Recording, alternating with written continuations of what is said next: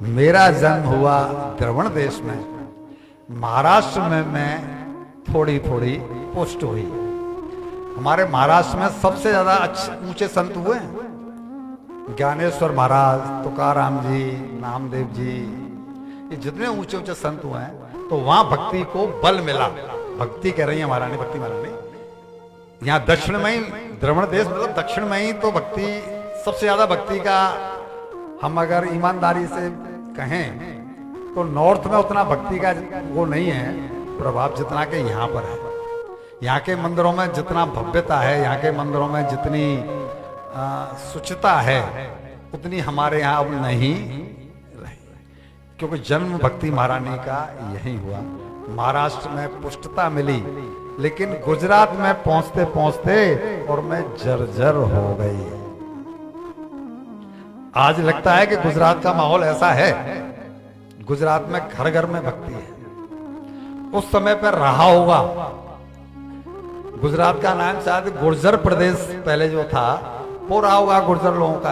आज तो मैं देखता हूं कि गुजरात में घर घर में भक्ति है और हरे कृष्णा हरे कृष्णा हरे कृष्णा सब जगह चलती रहती है। बहुत ज्यादा शांति है गुजरात में। लेकिन जैसे ही मैं वृंदावन में आई तो मैं तो युवा हो गई, लेकिन मेरे ये पुत्र ज्ञान और वैराग्य ये अभी भी अचेत पड़े हुए हैं, वृद्धावस्था को ही प्राप्त है। इसे कहते हैं भूमि की प्रधानता। वृंदावन वो भूमि है, आहा। लेकिन वृंदावन के बारे में दृष्टिकोण होना चाहिए कि हम वृंदावन में हैं। गौड़िया संप्रदाय के जो भक्त हैं, मुझे गौड़िया संप्रदाय के शायद बहन जी दिखाई पड़ते हैं। हाँ, ये गौड़िया संप्रदाय से हैं।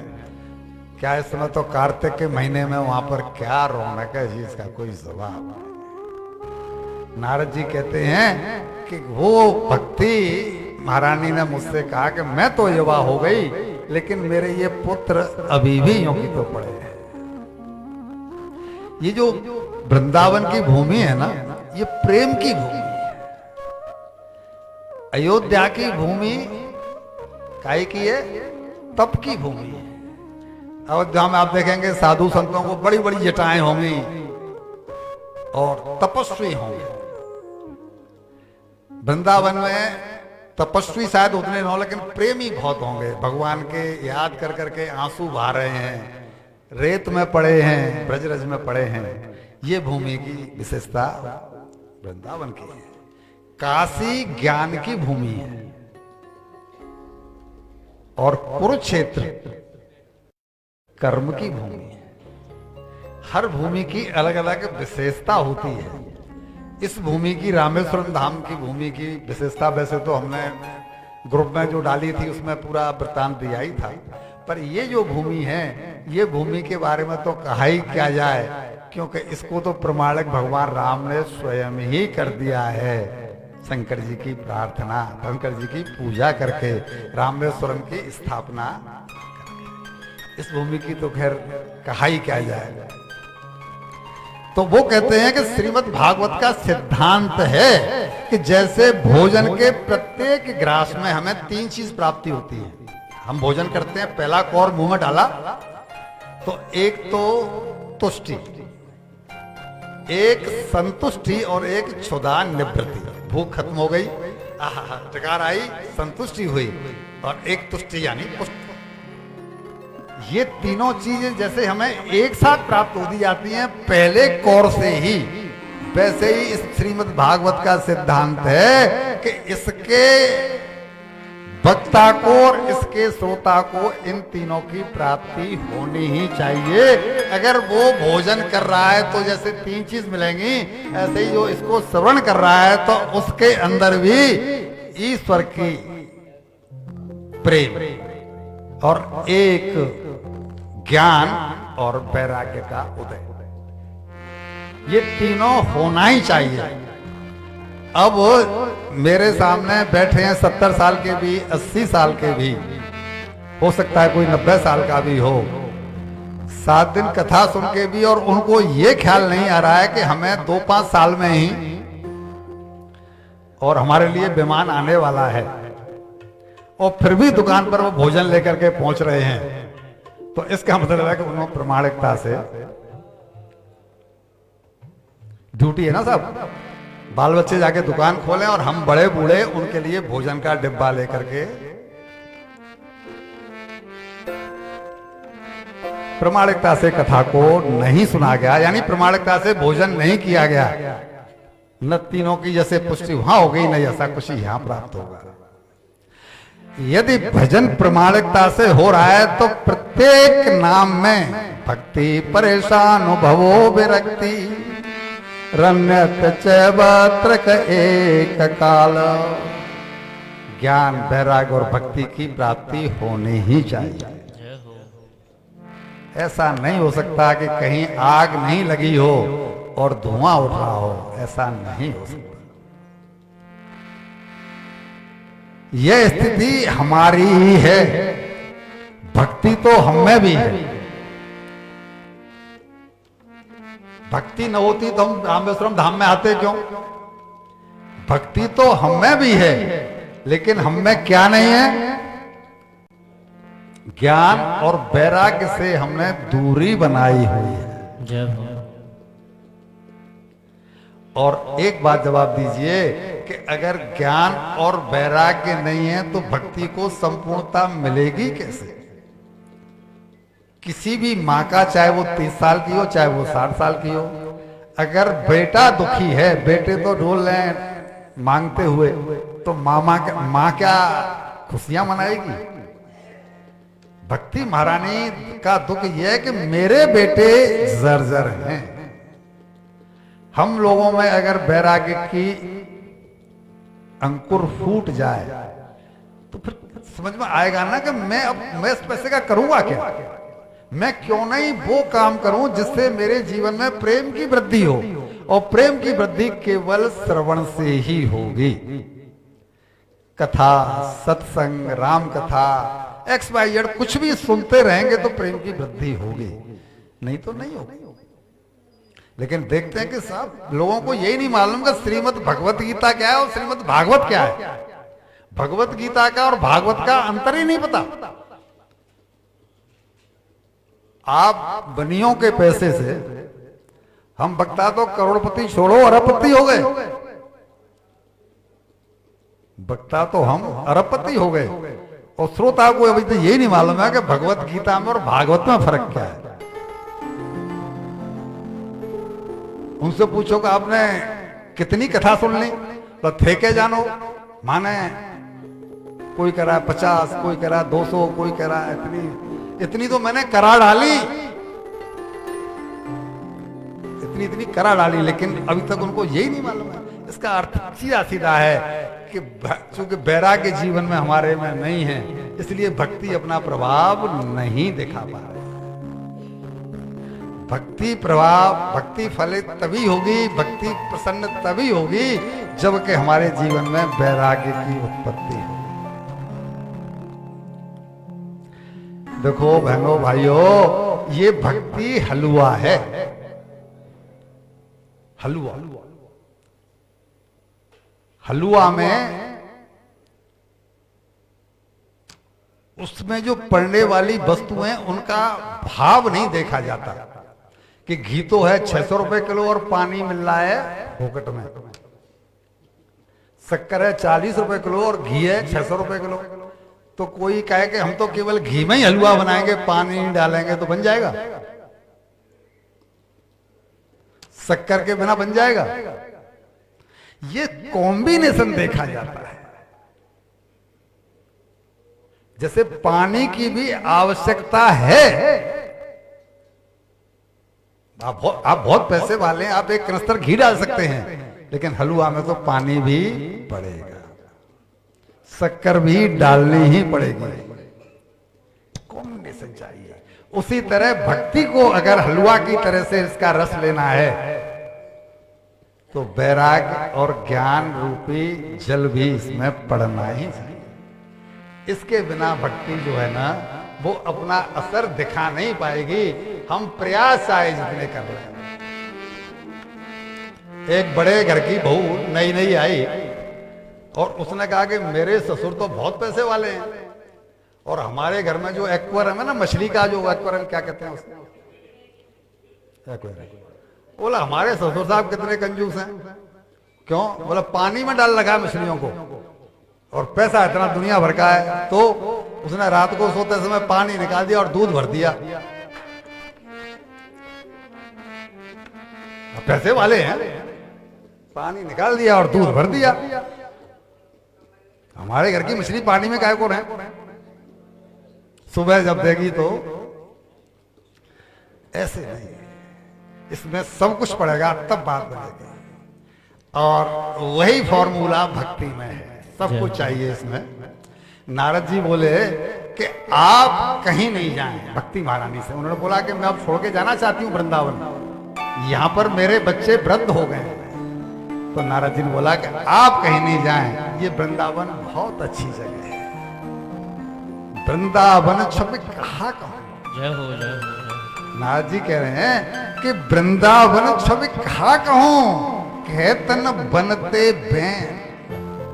ये वाणी जो है वो कह नहीं पाती वृंदावन की महिमा को।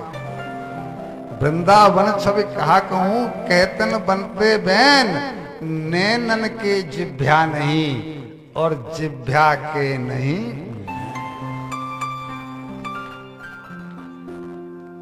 और कह रहे हैं कि मैया हे भक्ति महारानी, यहां तुम्हारे भक्त तो बहुत हैं, तुम्हारे प्रेमी तो वृंदावन में बहुत हैं, लेकिन वृंदावन में ज्ञान वैराग्य का कोई ग्राहक नहीं है। वृंदावन हमने बोला ना आपको, प्रेम की भूमि है। ज्ञान चाहिए वो तो काशी जाना पड़ेगा। यहां पर जो है ज्ञान वैराग्य का कोई ग्राहक नहीं है। और वृंदावन के भक्तों की यही है कि वो जो है वैराग्य को भक्ति का आभूषण मानते हैं। जय हो। फिर समझिए, वृंदावन वाले भक्त वो कहते हैं वैराग्य की क्या जरूरत है, भक्ति करनी है तो जीन्स और टॉप में भी रह के भक्ति हो सकती है, हो सकती है। लेकिन वो प्रमाणिकता से, तो वो उनकी सोच वही है, वो प्रेमी भक्त हैं वो, तो वो कहते हैं ये तो आभूषण है, ये जो है ना वैराग्य, ये तो भक्ति का आभूषण है। लेकिन सत्यता ये है कि वैराग्य भक्ति की आंख है, आभूषण नहीं। और वैराग्य जिसके जीवन में नहीं है तो उसके लिए भक्ति अंधी है, लूली है, लंगड़ी है, कोई काम की नहीं, क्योंकि वो पूर्णता को प्राप्त नहीं कर पाती। वो भक्त भटक जाता है बहुत जल्दी ही। और जिसके जीवन में ज्ञान और वैराग्य का प्रवेश है तो कोई भी कष्ट आने पर वो भक्त जल्दी से भटकता नहीं। इसलिए वृंदावन के भक्तों को ये बात समझ में आती नहीं, क्योंकि वहां पर कोई भक्ता जब इन बातों को बोलता है तो वो कहते हैं इसको बाहर निकालो, जो वृंदावन की बुराई कर रहा है। जब वो समझ ही नहीं पा रहा कि भाई ये हमें इधर खींच रहा है कि हमने इसको जो आभूषण मान रखा है वो आभूषण नहीं, ये केवल इतना कह रहा है कि वो उसकी आंख है। अगर उनके जीवन में वैराग्य और आ जाए तो क्या स्थिति होगी उस भक्ति की। क्योंकि सवेरे इतनी जल्दी जगना और सारा दिन जो है नाम का नाम, इतनी मालाएं करनी है, इतना श्रृंगार करना ही करना है, बहुत ऊंची भक्ति है। लेकिन वैराग्य के अभाव में उसका परसेंटेज बहुत कम उनके जीवन में लाभ मिल पाता है। ये एक दुष्परिणाम है। तो वो ये सुन करके कि यहाँ पर मेरे बेटों का कोई ग्राहक नहीं है, भक्ति महारानी क्षोभ से बोल उठी कि नारद जी, ये फिर राजा परीक्षित ने भक्ति महारानी इसको कलयुग को जिंदा गाय को छोड़ा, इसको मार क्यों नहीं दिया? ये मर जाता तो कलयुग का प्रभाव नहीं होता। तब वो कहते हैं कि नहीं, ऐसा नहीं है, कॉम्बिनेशन चलता है, चारों युग तो अपने हिसाब से घूमेंगे। इसमें एक विशेषता भी तो है। क्या? बोला कृते यत ध्यायतो विष्णु त्रेतायाम यजतो मखा द्वापरे परिचर्चायाम कलौ तद्धरे कीर्तना। सतयुग में जो काम जो फल ध्यान से और तप से मिलता था, त्रेता में जो बड़े बड़े सेवा और पूजा से मिलता था, द्वापर में जो बड़े बड़े यज्ञ करने पर मिलता था,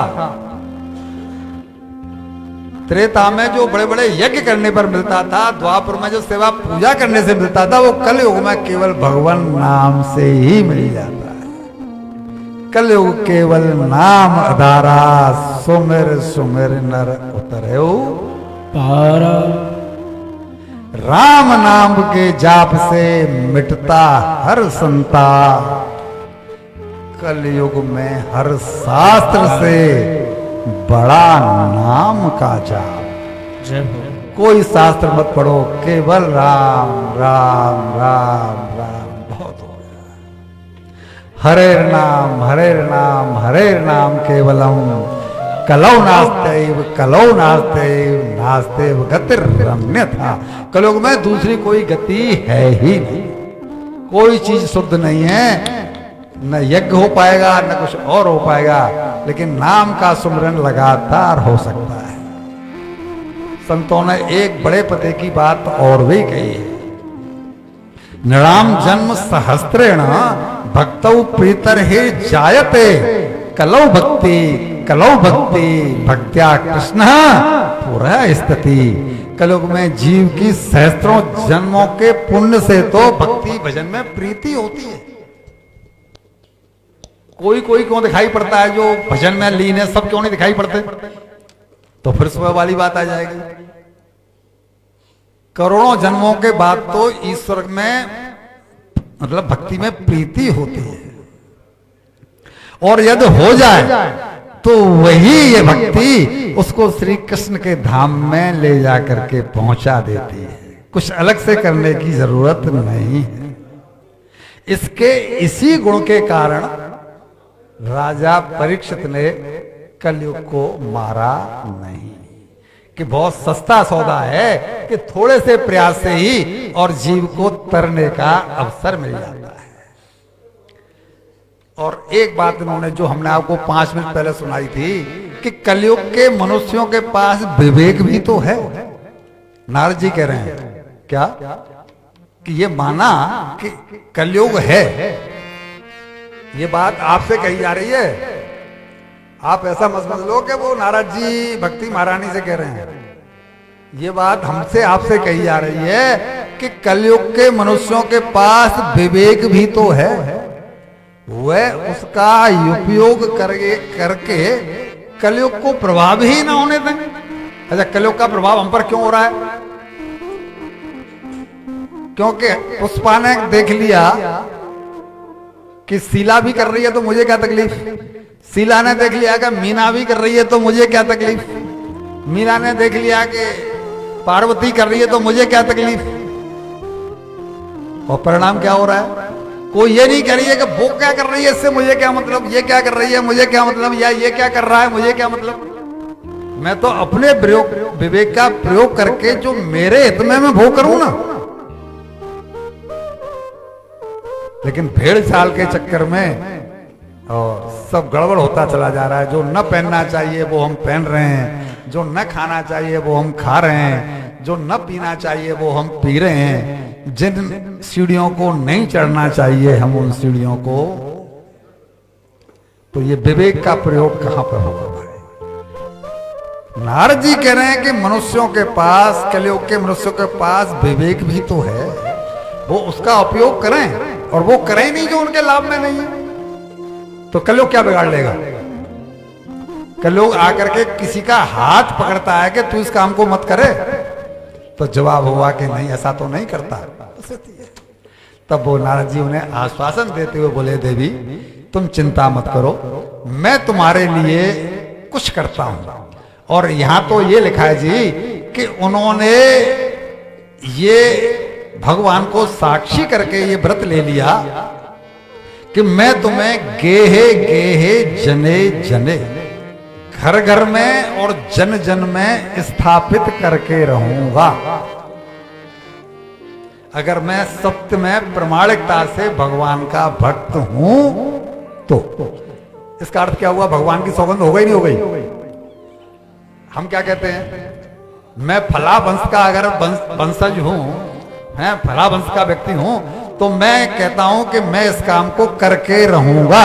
तो वही तो नारद जी ने कहा है कि अगर मैं प्रामाणिकता से भगवान का भक्त हूं तो मैं घर घर में और जन जन में, हे भक्ति महारानी, तो मैं स्थापित करके रहूंगा। यदि ऐसा न कर पाया तदा नाम हरेर्दासो लोके त्वां न प्रवर्तये। हरेर्दासो, तो मैं हरि का दास नहीं। ये सौगंध हुई कि नहीं? तो क्या हुआ? इतनी बड़ी कसम उन्होंने दिला दी। और जैसे ही उन्होंने ये कहा, यानी ये संकल्प लिया, अब नारद जी के पीछे चिंता लग गई। क्यों? क्या अर्थ निकाला है, कोई बताए? अपने ऊपर ले लिया कि इस काम को मैं, और हम लोग भी क्या कर रहे हैं, ये हमने पैदा किए हैं, तो ये काम ये हम ब्याह के लाए हैं बहू, तो ये काम, और इसका परिणाम ये होता है कि वो सर पर एक बोझा जो आ जाता है, वो कभी फिर चैन से वो कोई काम करने नहीं देता। जब तक नारद जी ने ये कसम नहीं ली थी, यानी संकल्प नहीं लिया था, तो उन्हें कोई चिंता नहीं थी। अब चिंता हो गई कि अब क्या करूं। मैंने तो भक्ति महारानी को आश्वासन दे दिया, और वो भी भगवान का वास्ता दे करके, तो अब वो सबसे पूछते फिर रहे हैं कि भाई मैं क्या करूं कि ये बालक, ये जो दो पुरुष जो इनके बेटे हैं, वो जागृत हो जाए। अब उन्होंने उनको गीता सुनाई, ये सुनाया, वो सुनाया, सब कुछ सुनाया, और उस सुनाने का केवल इतना ही परिणाम होता था कि वो ऐसे करके पलकें ऊपर कर रहे हैं और फिर आंख बंद, जैसे कि हमारे ऊपर होता है। 1 बजे तक तो हमारा ध्यान, और जैसे ही वो सामने का पट खुला, वो पट खुला, ऐसे ही शाम को 8 बजेंगे और सामने का पट खुलेगा, तब तक तो है। तो वही हाल उनका था। जब तक वो सुना रहे थे, तब तक तो वो आंखों को खोलते, लेकिन फिर बंद कर लेते, खोलते फिर बंद कर लेते। अब उन्होंने कहा ये तो बात नहीं बनी। तो वो पूछते पाछते, भाई क्या करूं, कैसे करूं, क्या करूं, कैसे करूं। और जगह जगह जाते, संतों से पूछते, तो डर के मारे बहुत से संतों सामने ही नहीं आते थे। बोले नारद जी जैसे व्यक्ति की समझ में नहीं आ रहा है कि कैसे ज्ञान और वैराग्य जागृत हो, तो मैं इनको क्या सलाह दूंगा। तो संत लोग कहते चेलों से कि मना कर दो, स्वामी जी भीतर है ही नहीं, कहीं साफ नहीं दे दें। और ये इसी तरह भटकते भटकते, पूछते पूछते पहुंचे थे बद्रीनाथ, जहां इनकी मुलाकात हुई थी सनक सनंदन से। और जब इनका वो बात आई वहां पर, तो उन्होंने ये कहा, अरे ये समझे कि आपकी चिंता ये है कि ज्ञान और वैराग्य जागृत कैसे हो। बोला हाँ, आपकी, मेरी चिंता यही है, आपने सही समझा है। तब उन्होंने कहा ये तो बहुत आसान है, सच्चाई भी यही है कि ये बहुत आसान है, बहुत मुश्किल है, लेकिन सच्चाई ये है कि ये बहुत आसान है। जैसे कि अबोध जी हैं, तो ये सुबोध, लेकिन इनके माता पिता ने नाम रख दिया इनका, आज से हम इनका नाम रखते हैं सुबोध। सुबोध मतलब है तो, क्योंकि इनके मन में परसों से मेरे संपर्क में आए हैं, तो जहां भी मिल जाए कोई न कोई इनकी जिज्ञासा, तो वो आदमी सुबोध ही है जो जिज्ञासा करता है, जो जानना चाहता है, सुबोध। अब ये कह रहे जी जिम्मेदारी हमारी कुछ बनती है कि नहीं बनती है। अब जब तक ये बात दिमाग में आई कि बहु संतान के प्रति, इसके प्रति, उसके प्रति हमारी कुछ जिम्मेदारियां बनती हैं कि नहीं बनती हैं, तब तक वो व्यक्ति जो है ना, वो सर पर बोझा और जिसने ये मान लिया कि वो अपने पैरों पर खड़े हो गए तो क्या करना, वो अपना जजमेंट अपने आप लेंगे। जजमेंट हमारे मानने से कोई मानने वाला है बेटा किसी का मानता है? जो जिसको करना है वो अपने हिसाब से करेंगे, कोई किसी का नहीं मानता। लेकिन उनको लगता है कि जी हमारी जिम्मेदारियां कुछ हैं, तो उन्होंने कहा ये बहुत आसान है, लेकिन है इसलिए मुश्किल कि हमने ये बोझा डाल रखा है। तब वो बोले कि आप चिंता छोड़ दो। और जब ये भटक रहे थे तभी आकाशवाणी भी हुई। आकाशवाणी क्यों हुई? कि इनको जब कहीं जवाब नहीं मिला तो इन्होंने भगवान के ही ध्यान में चले गए कि भगवान आप ही कुछ कर सकते हो, मुझे तो कोई मालूम नहीं पड़ रहा कि मैंने जो जिम्मेदारी ले ली है उसका निर्वहन कैसे करूं। तब वहां से आवाज आई कि जो है ना, आप जो है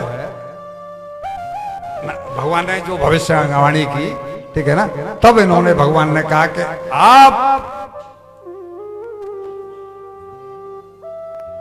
तप करो, सत्कर्म करो। अब ये बोले कि ये सत्कर्म नहीं है तो फिर क्या है? मैंने इनको गीता जी का पाठ सुनाया, ये सुनाया, वो सुनाया, शास्त्र सुनाए, वेद सुनाए, पुराण सुनाए, तो ये सत्कर्म नहीं है। भगवान से पूछा कि फिर मैं क्या कर रहा था अब तक? सत्कर्म ही तो कर रहा था। बोला ये तुम्हें हम नहीं बताएंगे। तब बोला ये जाके संतों से पूछो। इसलिए ये पूछते फिर रहे थे कि भाई सत्कर्म क्या है, वो हमें बताओ। आकाशवाणी हुई है कि सत्कर्म करो। तब सनकादिक ने बोला कि जो आपको आकाशवाणी से सत्कर्म करने का संकेत दिया गया है वो सत्कर्म है श्रीमद् भागवत कथा का श्रवण। आप श्रीमद् भागवत कथा का श्रवण करो। जब आप भागवत कथा का श्रवण करेंगे तो ज्ञान और वैराग्य हैं तो वृंदावन में, लेकिन वो अपने आप ही भक्ति महारानी के साथ में आ जाएंगे वहां पर जहां पर की कथा हो रही है।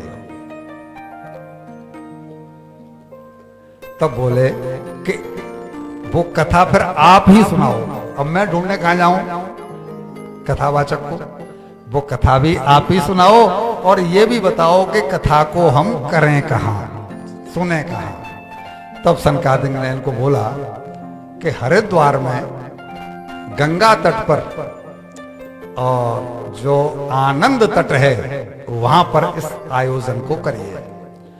ये गंगा तट पर जो गंगा के किनारे जो आनंद नाम का घाट है, ये आपने बहुतों ने देखा होगा, जो वो है ना मंदिर वहां पर जहां परमार्थ आश्रम है, सप्तऋषि रोड पर, जहां पर उनका अभी जो शरीर शांत हुआ है उनका क्या नाम था? संत राम सुखदास जी। वो जो मंदिर है तेरा मंदिर का भारत माता मंदिर, वो जो भारत माता मंदिर वाले स्वामी जी, अभी उनका शरीर शांत हुआ ना 2-3 महीने पहले ही। वो जो तट है ना, वो है ये जगह आनंद तट, वो है। वहां पर इस कथा को करने को बोला गया है। प्रश्न यह है कि वहां पर क्यों बोला गया? बोले इसलिए कि वहां पर अधिक से अधिक लोग इकट्ठे हो जाएंगे और इसलिए ये सारे लोग वहां से चल करके नीचे आए हैं। भगवान का जब तक विस्मरण है तब तक ही विपत्ति है। जैसे ही भगवान का सुमरण हो जाए तो विपत्ति का नाश हो ही जाता है, क्योंकि कहा गया है विपद विस्मरणम संत विष्णु, और फिर संपन्न नारायण स्मृति। नारायण की स्मृति आ जाए तो फिर विपत्ति का कोई कारण है ही नहीं। और जैसे ही इनको मालूम पड़ा कि केवल इस आयोजन से ही और मेरा टेंशन दूर हो सकता है, तो उन सब को लेकर के ये लोग नीचे आए हैं। और जब यहाँ पर ये अनाउंस हुआ कि भागवत कथा सनकादिक सुनाएंगे आनंद तट पर, तो सभी लोगों का आना शुरू हो गया। ये जो आरक्षण की परंपरा है ना, ये तभी से चली आ रही है। भगवान ने खुद नहीं बताया कि सत्कर्म क्या है, बोला वो संत बताएंगे। तभी तो ये भटक रहे थे, तभी तो वहां पहुंचे बद्रीनाथ में।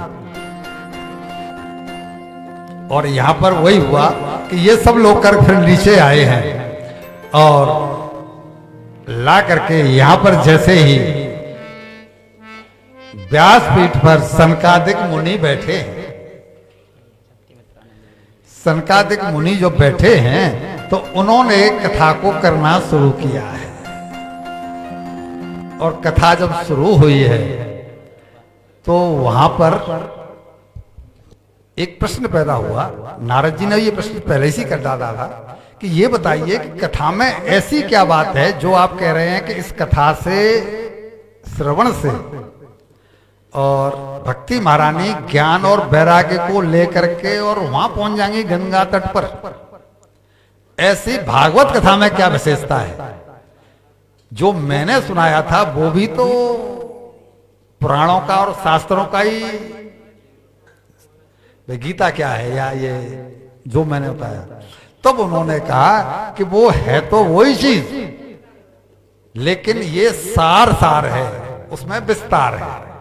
दूसरी बात एक ये है कि ये इतना अट्रैक्टिव है कि सुखदेव जी जैसा परमहंस व्यक्ति और इसको सुन करके और भगवान में उसका प्रेम, क्यों वो तो साकार को उपासक नहीं है, वो तो निराकार के उपासक है।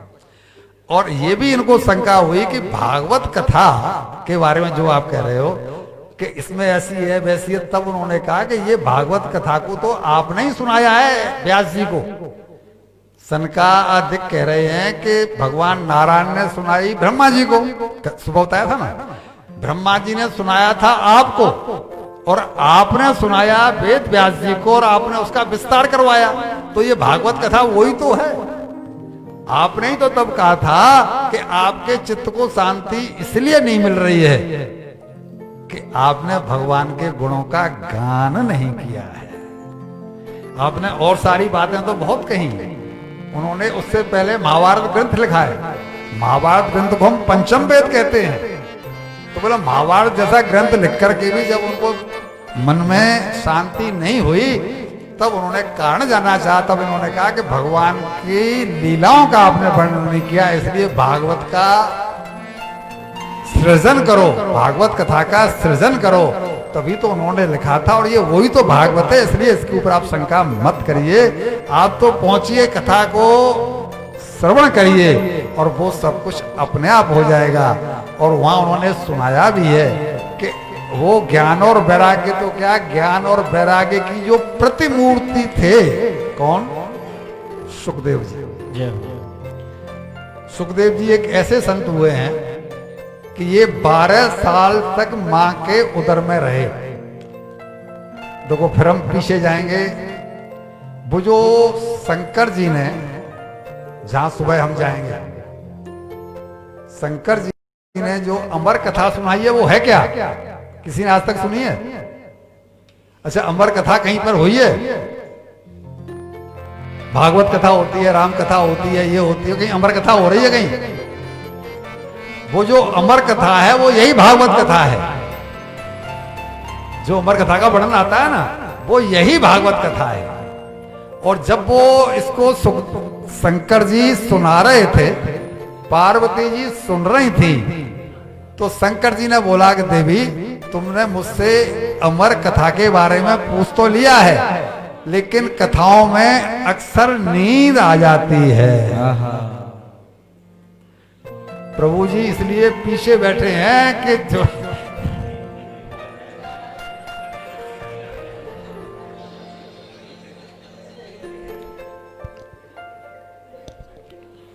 तो देवी सो मत जाना।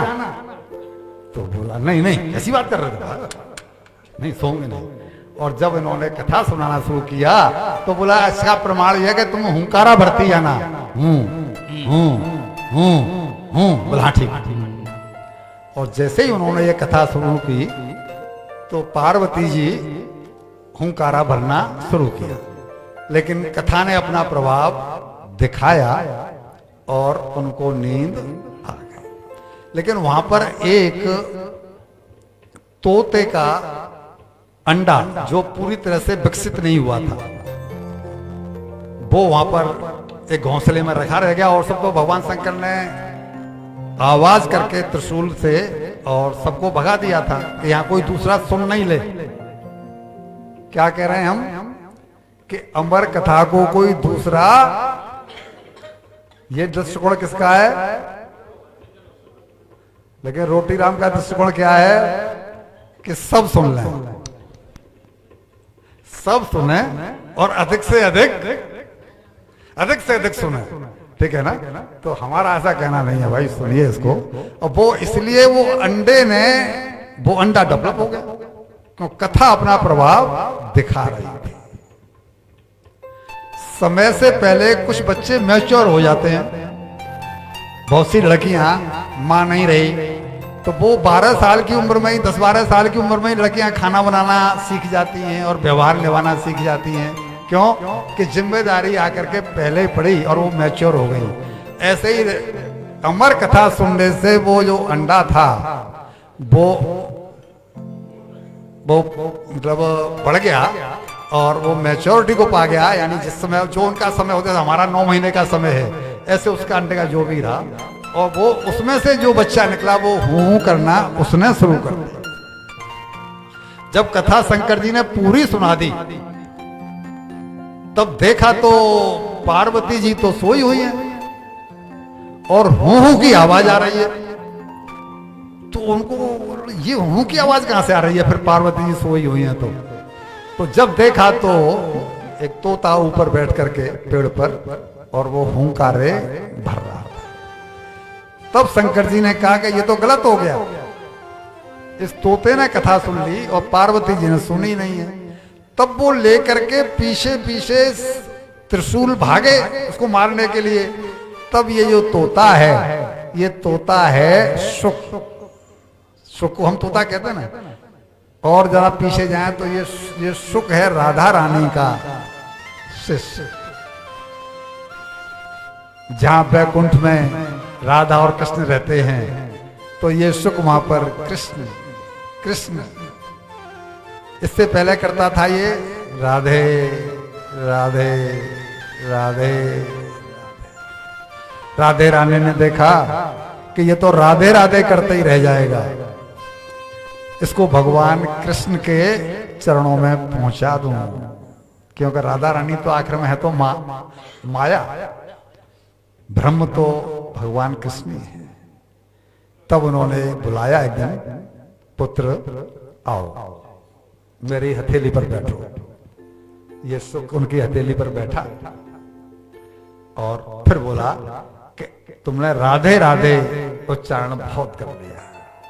तब अब बोला अब कृष्ण कृष्ण कृष्ण ये उच्चारण करो।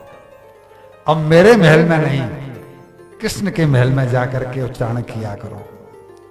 तो उस दिन राधा रानी ने इनको अपना शिष्य बनाया, इस तोते को, और कृष्ण नाम का मंत्र उनको दिया। कृष्ण कृष्ण बोलो, कृष्ण बोलो। ये वहां से गए हैं और फिर भगवान कृष्ण ने देखा कि राधा रानी ने एक जीव को मेरे चरणों में पहुंचा दिया। राधा रानी का काम ही ये है कि वो जीव को किसी भी तरह से भगवान के चरणों में पहुंचा देती है।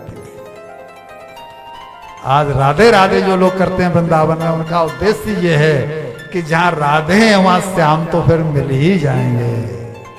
तो ये तो उनके शिष्य हैं सुखदेव जी। तो ये जब उड़े तो भगवान शंकर पीछे पीछे थे और वहां पर वेद व्यास जी की पत्नी ऋतु काल से, जो महिलाओं का 5 दिन का, तो उससे निवृत्त हुई थी और वो स्नान करके और अपने बाल टेरेस पे छत पर सुखा रही थी।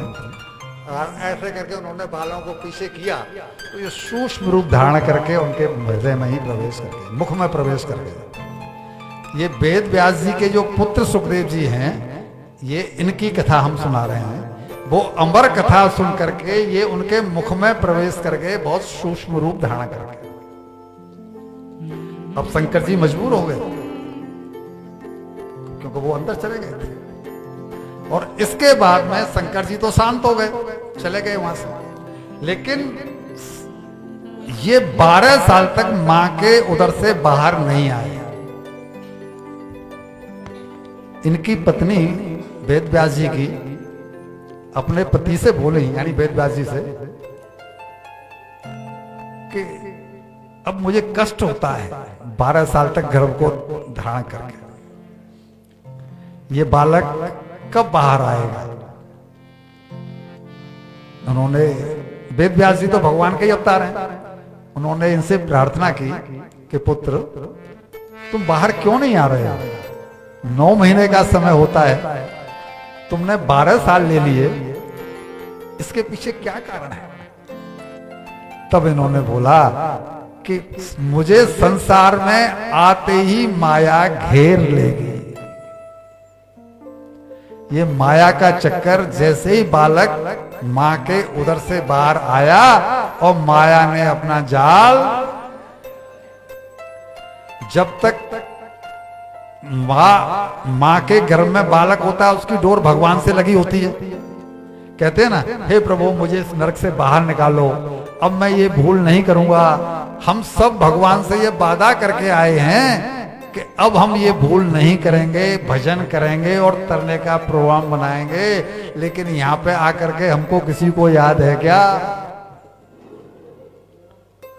नहीं है, तो हम वादा खिलाफी कर रहे हैं। पत्नी कहती है कि शादी से पहले तुमने ये वादे किए थे, अब तुम वो वादे पूरे नहीं कर रहे हो, इसलिए डाइवोर्स के पेपर तैयार करवाओ। पति कहता है कि तुमने ऐसा कहा था, वैसा कहा था, डाइवोर्स के पेपर तैयार करवाओ। और भगवान से कोई नहीं कहता। भाई भगवान तो किसी से कह नहीं रहे कि तू वादा करके ये गया था, ये गया था, ये गया था, ये गया था।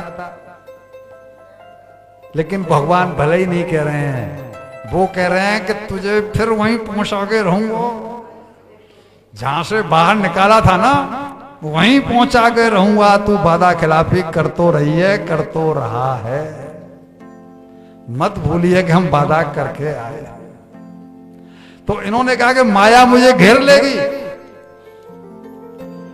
तो इसका क्या इलाज है? तो सभी को घेरती है।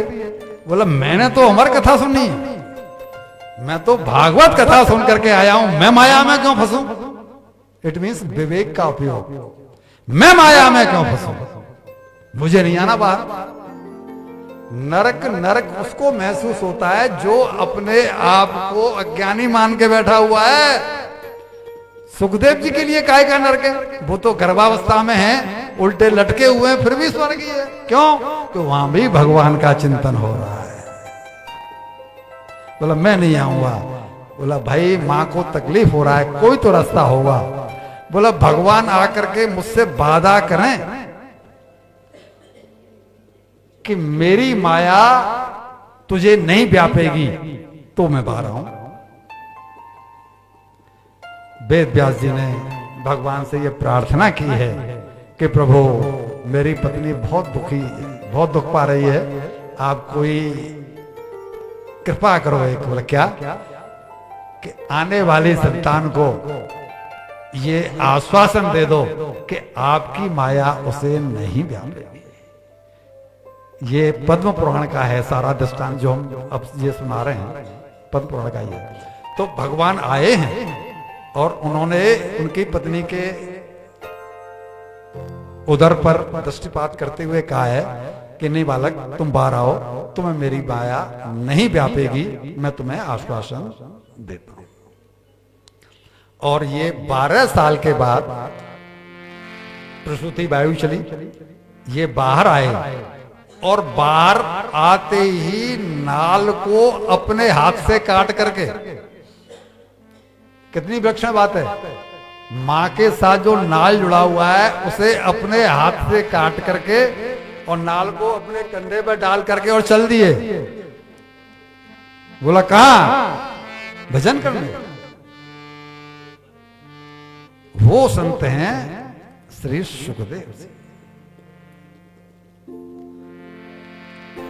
और ये सुखदेव जी यानी इतना विरक्त संत होते हुए भी और केवल इसके 2-4 श्लोक सुन करके ही और साकार का अनुरागी हो गया। हम सुना देते हैं 2 श्लोक।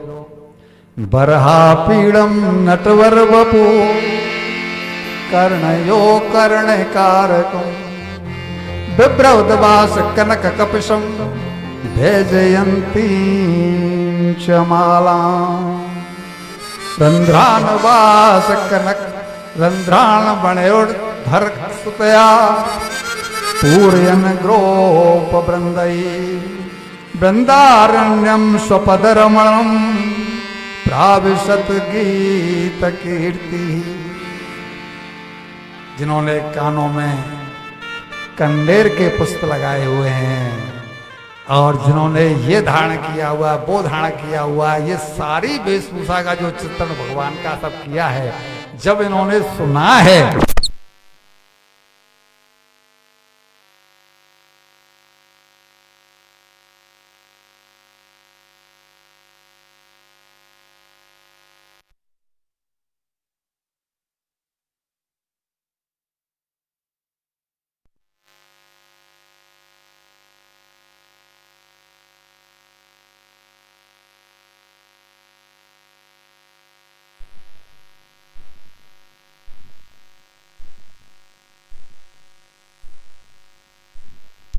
राधे राधे हे राधे श्यामा राधे श्यामा श्यामा श्यामा राधे राधे राधे कृष्णा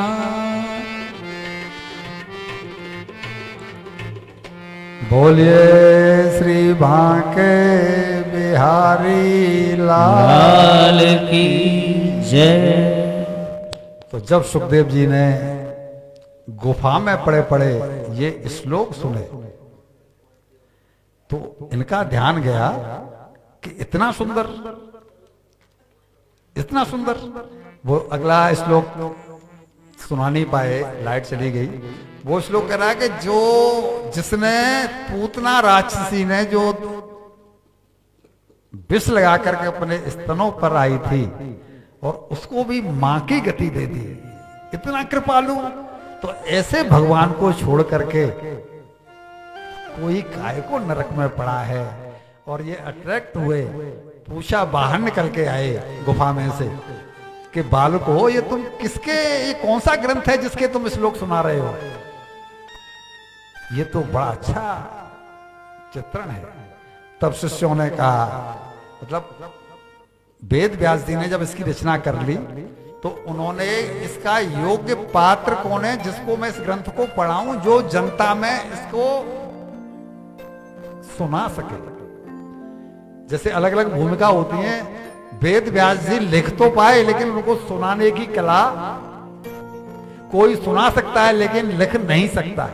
ये भजन गा सकते हैं, जरूरी नहीं कि भजन लिख भी सकते हो। कुछ लोग भजन लिख लेते हैं लेकिन वो सुना नहीं सकते, किसी के पास वाणी है, किसी के पास कुछ है, किसी के पास कुछ। तो उन्होंने जब पात्र देखा तो उन्होंने कहा कि ऐसा सत्पात्र तो केवल मेरा पुत्र सुखदेव ही है। यहां पर परंपरा अनुसार नहीं कि मेरा बेटा, मेरा वो प्रधानमंत्री था तो उसका बेटा भी प्रधानमंत्री बनेगा, वो नहीं है। बोला वो ही क्यों बनेगा? बोला इसलिए कि जो मां के उदर से निकलते ही और नाल को डाल करके चल पड़ा हो, वो इसका पात्र है। क्या मतलब हुआ इस बात का? यानी जो वैराग्य जिसमें कूट कूट कर भरा।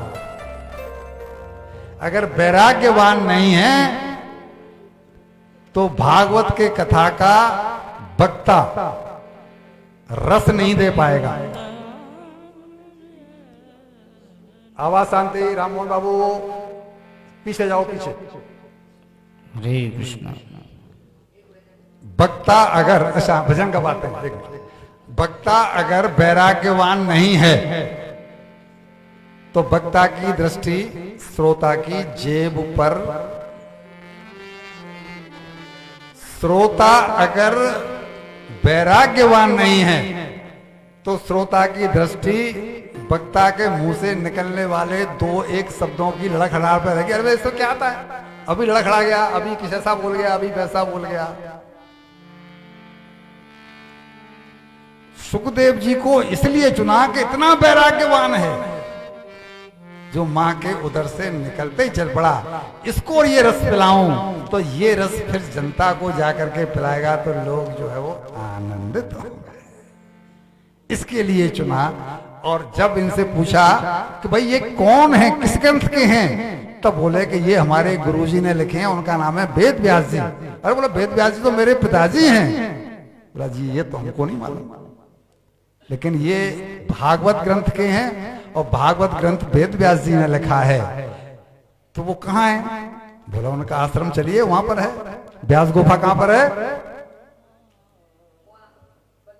सवार व्यास गुफा बद्रीनाथ में, माना गांव गए होंगे ना, जहां गणेश गुफा है, व्यास गुफा है, वो वहां पर हैं, वहां पर चलिए। और इनको लेकर के गए, तब वेद व्यास जी ने इनको ये ग्रंथ सुनाया है, और तब वेद व्यास जी ने ये सुनाया वहां पर। और अब एक जो है भजन हो जाए फड़कता सा।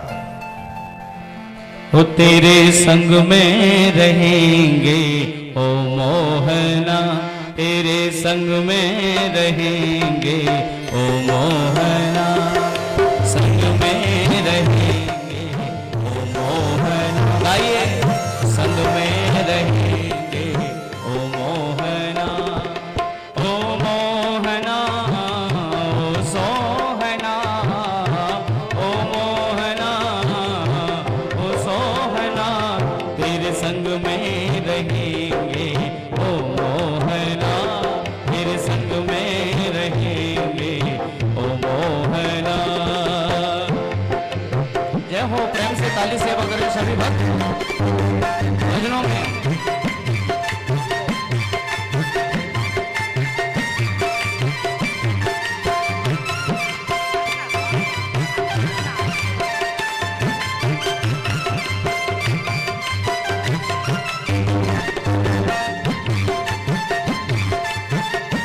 श्री राधे जय हो।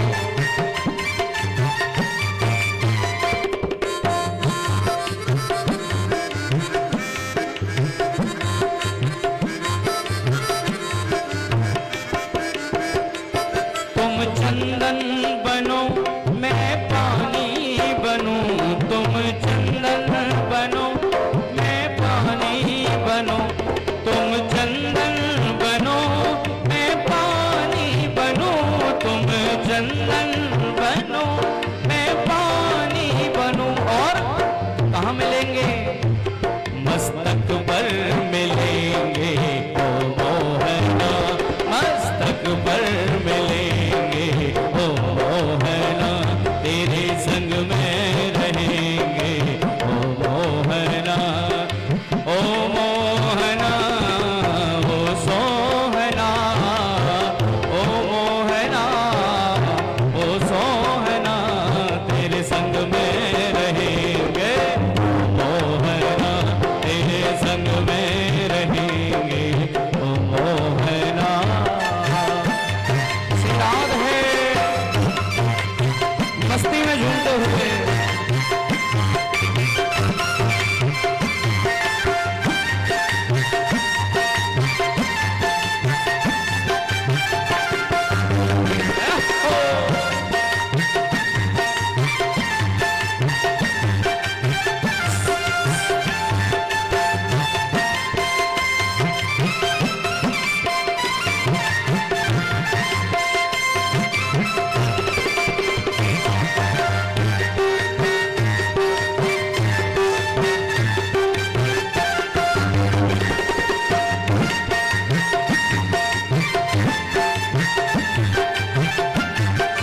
और प्यारे हो, तुम पुष्प बनो मैं धागा बनूं, तुम पुष्प बनो मैं धागा बनूं। बड़ा ही सुंदर एक भक्त का भाव अपना प्रकट कर रहा है, बड़े प्रेम से सुने। तुम पुष्प बनो मैं धागा बनूं, तुम पुष्प बनो मैं धागा बनूं,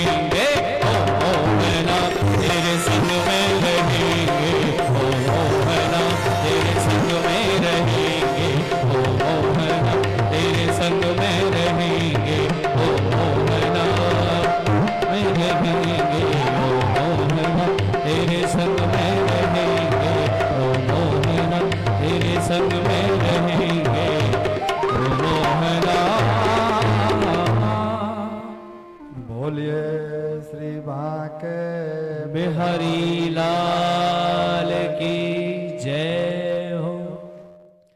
तो सनकादिक कहते हैं कि आप इस भ्रम में मत रहिए कि इस कथा की महिमा क्या है।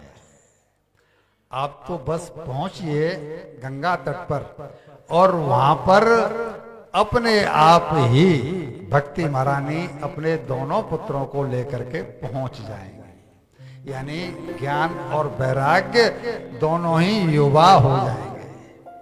अब एक प्रश्न होता है जो गुप्ता जी आपने हमसे किया था कि धामों की ही सलाह क्यों दी जाती है भागवत कथाओं के बारे में, कि वो धाम में होनी चाहिए, इसकी सलाह क्यों दी जाती है। उसका कारण ये है कि ये कहते हैं संत के धामों में संतों के परमाणु जो है हमेशा मिलते रहते हैं। यानी हम आज की भाषा में कहें तो परमाणु रूपी जो वाईफाई है वो धामों में हमेशा ऑन रहता है। ये नेटवर्क कभी जाता, ये नेटवर्क धामों में हमेशा मिलता रहता है, क्योंकि ये सब भगवान की लीलाओं की लीला स्थली रह चुके होते हैं। उसी को धाम कहते हैं। अगर यहाँ भगवान राम ने शंकर जी को पूजा नहीं की होती तो रामेश्वरम का अस्तित्व ही नहीं होता। वृंदावन का अस्तित्व क्यों है? भगवान कृष्ण ने वहां पर बाल लीलाएं की हैं, इसलिए जो है ना ये वाईफाई ऑन रहता है। यानी परमाणु संतों के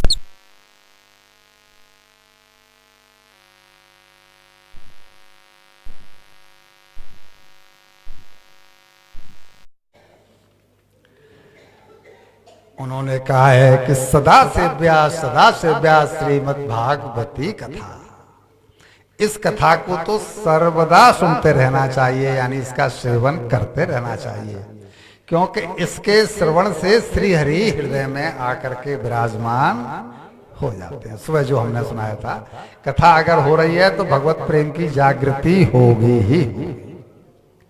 एक श्लोक आता है कि सतम विहाय भोक्तव्यम, सतम बहन जी, सतम विहाय भोक्तव्यम सहस्त्रम स्नानमाचरे लक्षम विहाय दातव्यम कोटिम त्यक्त्वा हरि स्मरे। 100 काम छोड़ने पड़े तो छोड़ करके भोजन कर लेना चाहिए। तो 100 काम नहीं, हमको एक काम भी छोड़ना पड़े या लाख काम भी छोड़ना पड़े, भोजन तो कर लेते हैं। लेकिन अगली बात, 1000 काम छोड़ करके भी शुचिता प्राप्त, यानी स्नान कर लेते, यानी कि शुचिता प्राप्त कर लेनी चाहिए। सहस्त्रम स्नान माचरे, शुचिता 1000 काम छोड़ करके भी। स्नान से मतलब नहाना नहीं है, स्नान से मतलब पवित्रता से है, हमारे जीवन में पवित्रता आवे। फिर कहते हैं लक्षम विहाय दातव्यम, लाख काम छोड़ करके दान धर्म सत्संग कर लेना चाहिए। लक्षम विहाय, लाखों काम छोड़ करके लक्षम विहाय दातव्यम, दान धर्म सत्कर्म कर लेना चाहिए।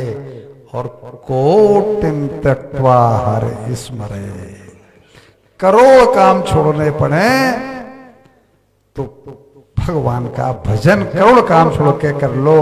क्यों? कि संग में तो आखिर में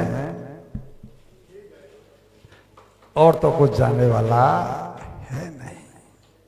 तो किसी भी तरह से ऐसा बन्नक बन जाए समय निकाल करके कि अपने को भागवत कथा सुनने को, सत्संग सुनने को, राम कथा या जो भी कोई कथा है वो सुनने को मिल जाए, क्योंकि इससे प्रीति भगवान के चरणों में बढ़ती है। भैया जी, बहनों, बहुओं, बेटियों, ये जीवन की खटपट कभी मिटने वाली नहीं है। एक दृष्टांत सुना दें, आपको याद आ गया है।